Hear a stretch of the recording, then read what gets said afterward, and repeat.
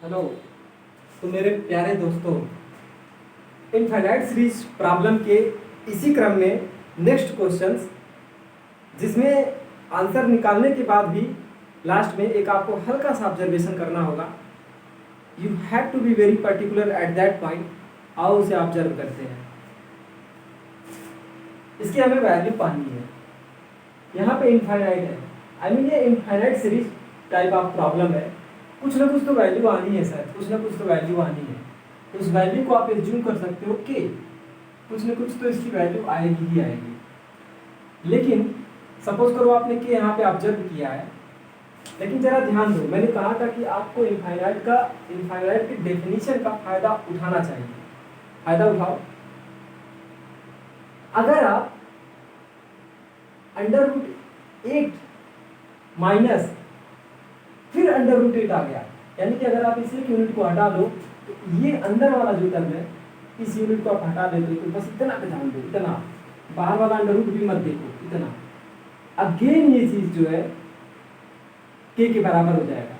एक लड़का मुझसे कहा, कह रहे मास्टर जी आपने तो इसको हटा दिया तो के बराबर कैसे होगा।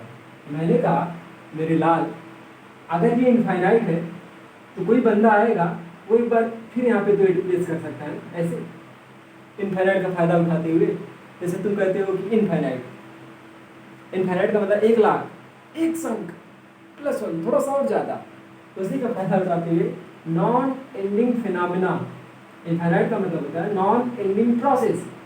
दैट्स वाई इस चीज का फायदा उठाते हुए 8 माइनस इस पूरी चीज को हम अगेन के पुट कर सकते हैं। Now in order to simplify these questions, doing squares on both sides, k square 8 minus k. Okay, k square plus k minus 8 is equals to 0. अब इसको फैक्टराइज करके k की वैल्यूज लाओ। k की वैल्यू क्यों नहीं, k की values exist कर रही हैं क्योंकि k की हाईएस्ट डिग्री 2 है, तो k की एट मोस्ट 2 वैल्यू पॉसिबल है। कैसे? 8 के ऐसे दो गुणनखंड करो, ऐसे दो फैक्टर्स करो जिसको घटाने पर 1 आए। अगर यहाँ पे माइनस साइन है तो घटाने पर 1 आना चाहिए, 1। तो पॉसिबल 8 के क्या क्या है? 4 × 2 = 8 है और 8 × 1 = 1 है, और तो कोई पॉसिबल फैक्टर्स है नहीं।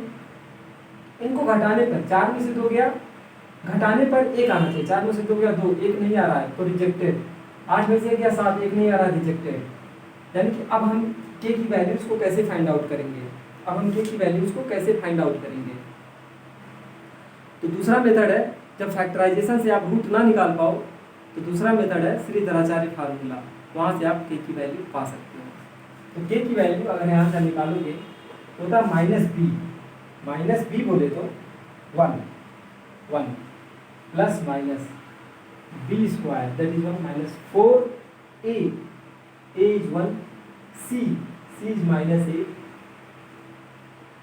Upon 2 times of a is 1। So k is equals to -1 plus minus 1 plus upon 2, here k will come out to be -1 plus minus √33/2. So k की different values -1 plus √33/2 and -1 minus √33/2। लेकिन मेरे दोस्त, you have to be very particular whenever you are going to solve the square root problem। Square root problem को एक function है मेरे यार, function है। और जो कैलकुलस में फंक्शंस होते हैं मेरे लाल, उनका वो एक प्रॉपर डेफिनेशन के तहत डिफाइन हुए हैं। उन डेफिनेशंस को आप वायलेट नहीं कर सकते। अगर आप के की वैल्यू को ऑब्जर्व करो तो मोटे मोटे तौर पे इस वैल्यू को क्या कह दोगे कि सर ये जो होगा 5 पॉइंट समथिंग होगा, में से आप -1 घटाओगे तो भी ये पॉजिटिव वैल्यू लैंड होगी। लेकिन सर ये तो साफ साफ दिख रहा है कि नेगेटिव वैल्यू है। ये तो निगेटिव वैल्यू है। क्योंकि जो हम सॉल्व करते आ रहे हैं अपने ओरिजिनल क्वेश्चन को जो मैं सॉल्व करते आ रहा हूँ वो एक स्क्वायर रूट का प्रॉब्लम है। तो गाइस जब आप 11th-12th में आते हो, जब आप जेईई की तैयारी करते हो, तो you have to be very particular, mind my words and mark my words, you have to be very particular. Square root के अंदर जितनी भी चीज़ होते हैं उसका आउटपुट हमेशा पॉजिटिव होना चाहिए।